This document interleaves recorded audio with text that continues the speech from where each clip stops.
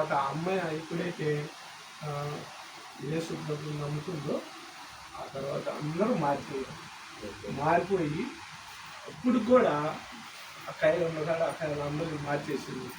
ఆ చిన్న చెల్లి అయితే ఏముండకాడ ఏమో మారిపోయింది. మొదట్లో మార్పు లేదు.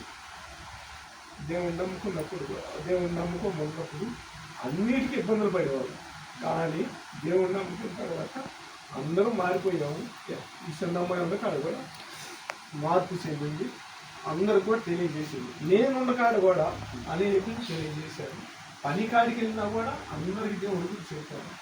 దేవుడు మరి అమ్మను నాన్నైతే నేను ఎత్తుకొని అమరావతి కృష్ణ అనేదిలో బాప్తీసం ఇచ్చాను. అమ్మ కూడా చివరి దాకా ఎన్ని శ్రమలు కట్టాలి కూడా ఆదివారం చర్చికి వెళ్తాం అనేది అందరూ తీసుకెళ్ళేది. అందరూ చర్చికి పోయి రాండే అనేది వాళ్ళ అమ్మకాడికి పోయినా కూడా ఎప్పుడన్నా పోయినా అందరం పోయినా ఆదివారం అది అందరూ చర్చిలో పోయిన తర్వాత అప్పుడు కానీ భోజనం చేశారు. అమ్మంటే అందరిలో కూర్చొని ప్రార్థన చేసి సంతోషంగా పాటకొని వచ్చాడంటే ఎంతో సంతోషంగా ప్రార్థన పెట్టుకుంటాను. అందరూ మా ఊళ్ళో కూడా మేము కూడా పెట్టుకున్నా వచ్చింది. ఎప్పుడు పెట్టుకుంటాడు అమ్మ వచ్చింది. అమ్మ వస్తేనే మా కార్యం. అందరిని పిలిపించి ప్రార్థన పెట్టుకునేది అమ్మ.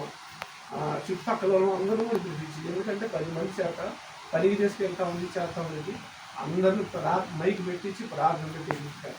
ఒకప్పుడు దేనికి ఏమి కనీసం వేరే దేవుని నమ్ముకొని అన్నిట్లో ఇబ్బందులు పడతా అన్ని బాధలు పడేవాళ్ళు. అలా అట్లా కాకుండా దేవుని నమ్ముకున్న తర్వాత అన్ని కార్యాలు జరిగిపోయింది. దేవుడు తోడుగా ఉన్నాడు. ఇద్దరు రక్షణ భాగ్యం పొందారు అమ్మ నాన్న. మా ఊర్లో కమ్మరోళ్ళు ఇంటిని కదా చర్చికి చోటు ఇవ్వమన్నారు. మా అమ్మ వాళ్ళతో పోరాడి మా ఇంట్లో ధ్యానం మమ్మీ చర్చి చోటు ఇప్పించింది. పోరాడింది వాళ్ళతో కమ్మరుకు ఇవ్వాల్సింది మా దేవుడు ఇవ్వాల్సింది.